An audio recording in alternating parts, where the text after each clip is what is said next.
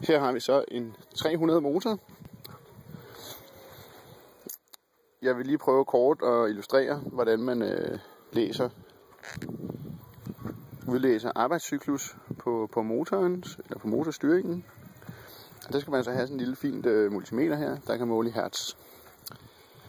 Det runde stik herovre ved tændingsmodulet, der sidder lige i førersiden her, over på inderskærmen, der er der sådan en rund stik, og der er 9 ben i den her, kan jeg se.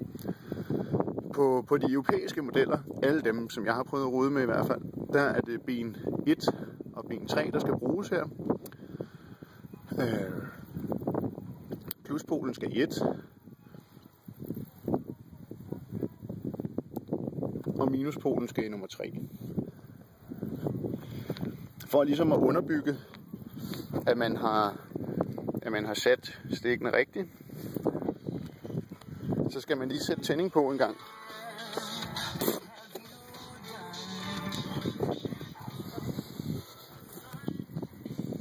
Og så skal man få en måling omkring 70.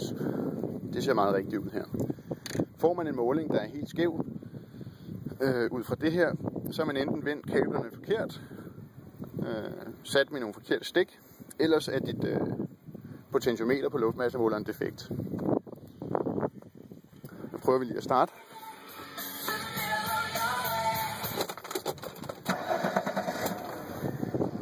Ja, det gik meget godt.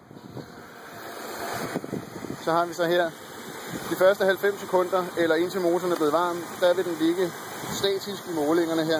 Det vil sige, der er ikke nogen regulering af noget som helst. Der ligger den bare fast. Motorstyringen ligger bare helt fast på blanding og alt. Der er ikke rigtig noget styring her. Men lige så snart, at de der 90 sekunder er gået, så begynder den så her at regulere. Så kan jeg se, at den ligger og svinger mellem groft sagt 45 og 50. Og det er acceptabelt. Så nu rokker den så dernede her. Så vi lige prøve en gang her.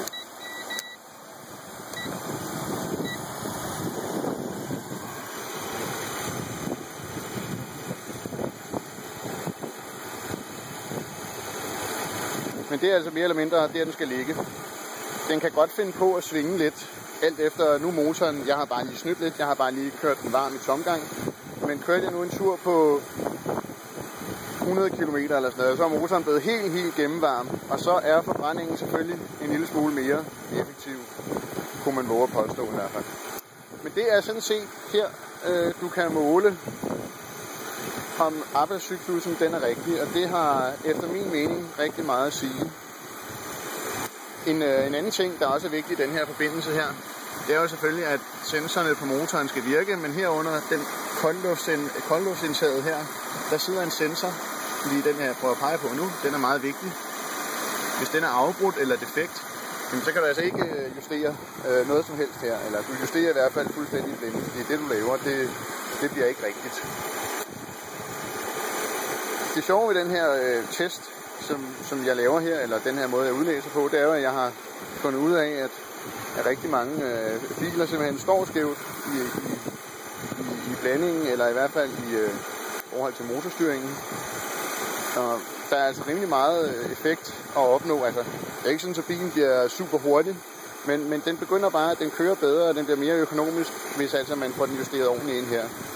Og det kan altså lade sig gøre forholdsvis enkelt.